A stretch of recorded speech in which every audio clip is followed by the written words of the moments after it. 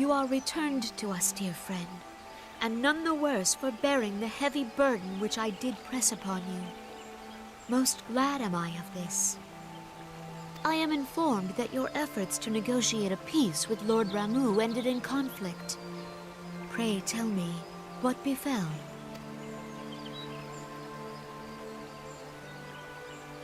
Ramuh made trial of you? I fear there is truth to his claim. It is the darkness within us that attracts the darkness without.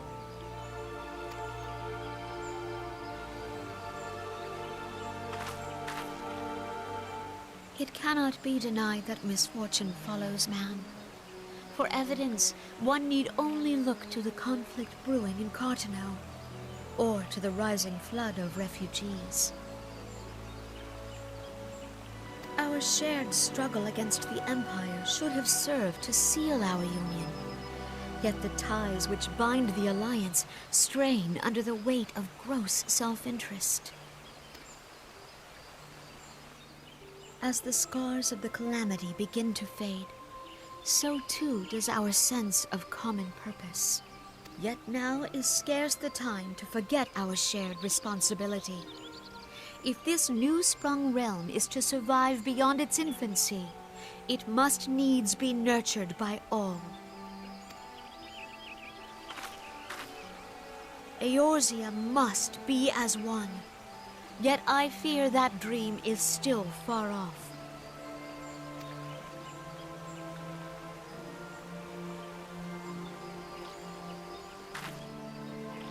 On behalf of the people of Gridania and the elementals both, I thank you for all that you and your fellow scions have done.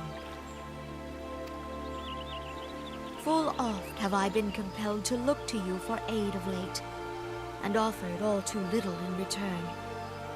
As leader of this nation, I shall endeavor to prove a more worthy ally to your cause henceforth.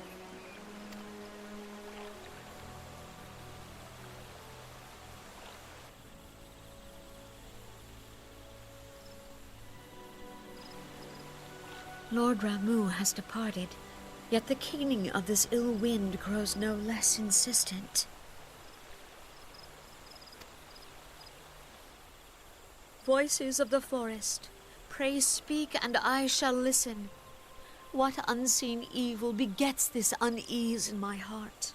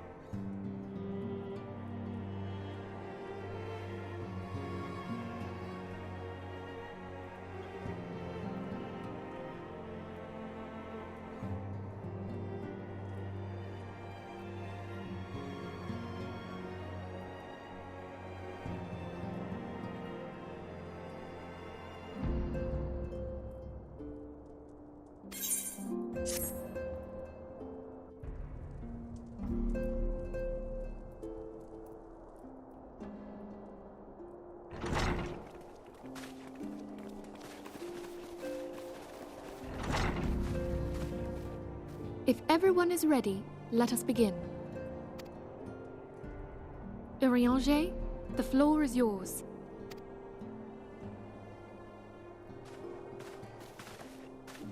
As all here assembled now know, in its final hours as our Order's headquarters, the waking sands did play host to a most unexpected visitor.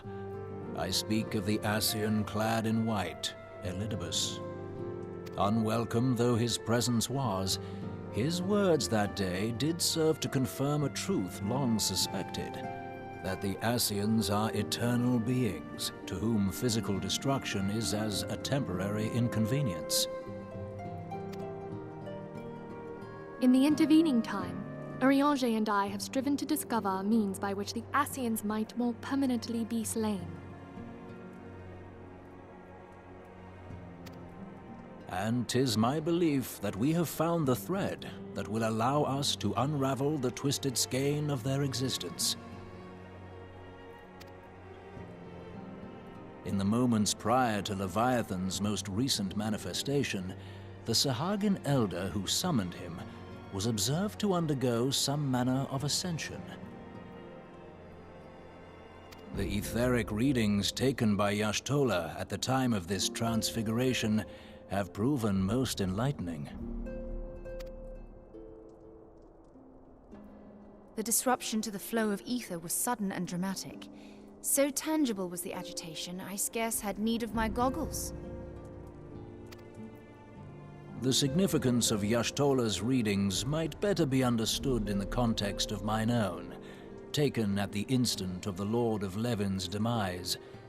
Unlike the Primal, the Sahagin was not subject to etheric dissipation.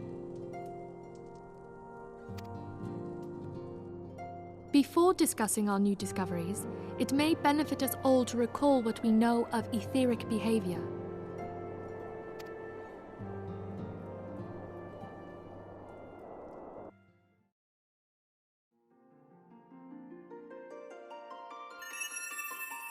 Let us begin at what some might call the end. When we who dwell in the material realm die, our spirits dissolve into the flow of ether and are returned to the ethereal realm. In turn, the restless energy which suffuses that plane streams back into our world, giving rise to new life.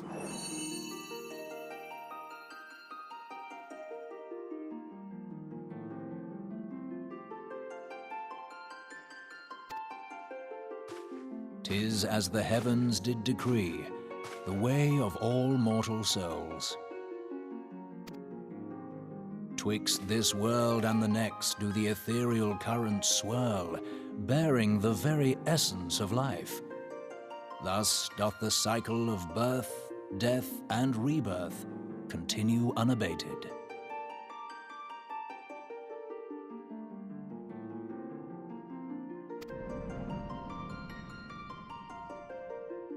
Primals behave somewhat differently.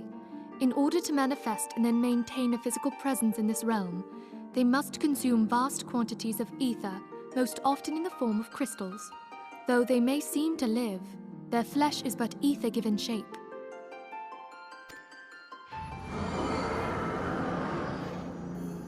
Thus, a defeated primal leaves behind no broken corpse. Rather, the essence of its form seeps back into the land whence it came, and the energy of its shattered spirit is called back to the ethereal realm.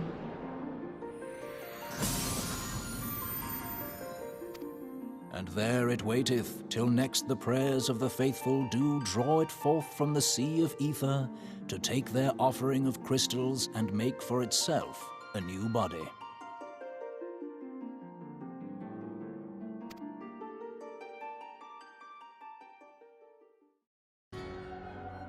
Which brings us on to the third group, the so-called immortals. They exist in a manner all their own. Quite. Even as the Sahagin elder fell to the Admiral's musket shot, I witnessed the release of an ethereal cloud, which immediately took possession of a nearby minion.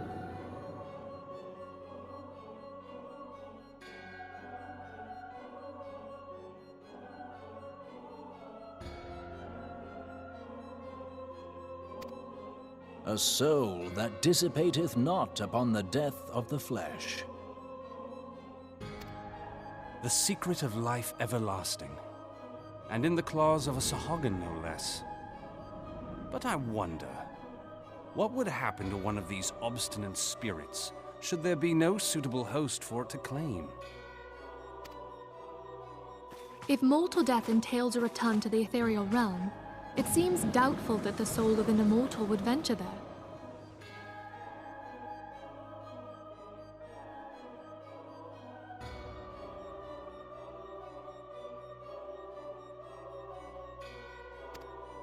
Nay, it merely withdraweth a distance, unto the shore of the ethereal sea, perchance, but no further.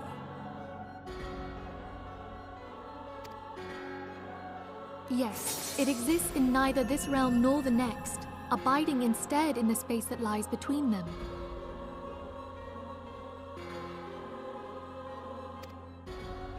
The Ascians took control of Thancred by means of a crystal of darkness, an artifact which, if our theories are correct, serves as a gateway to the place I have just described.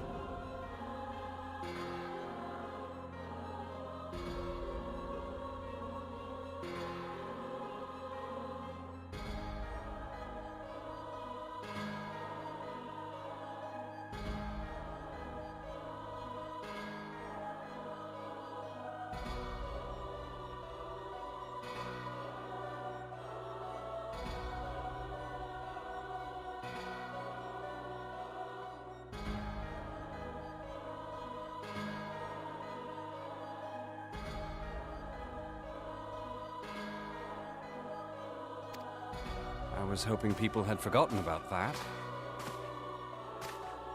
I am sorry, my friend. For a mercy, the weary road of our research hath brought us unto an answer.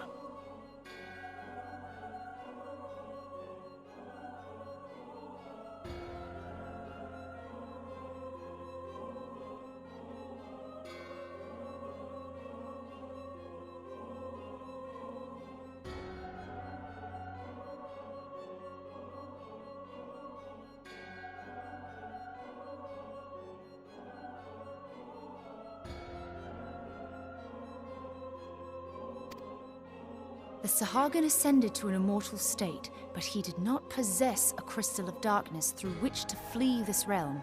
Thus was he consumed by Leviathan. If we could entrap the spirits of defeated Ascians in like manner, and thereby deny them resurrection,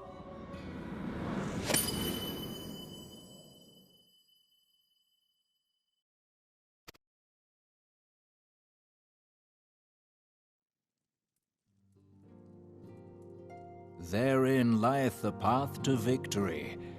Thou art most perceptive, my lady.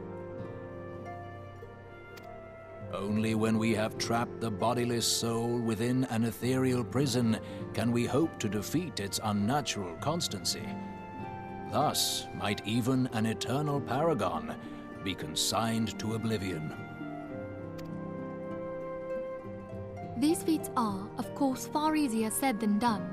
At present, we lack a viable means to entrap and extinguish an Ascian soul.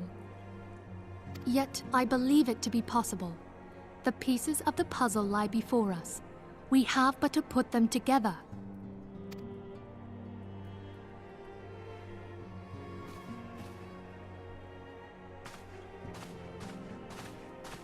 I will depart at once to convene with the sages of Sharlayan. Together shall we divine the steps by which our goals may be achieved. I have the utmost faith in you, Archon.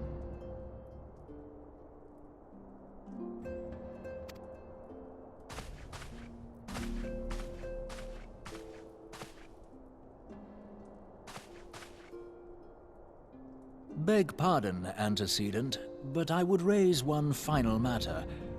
Even now, a Sharlayan survey party seeketh to ascertain the fate of the students of Baldessian. Their findings shall soon be known to us. Though you harbor feelings of dread, I bid you surrender not to sorrow, but abide instead in hopeful prayer. I shall, Archon. Thank you.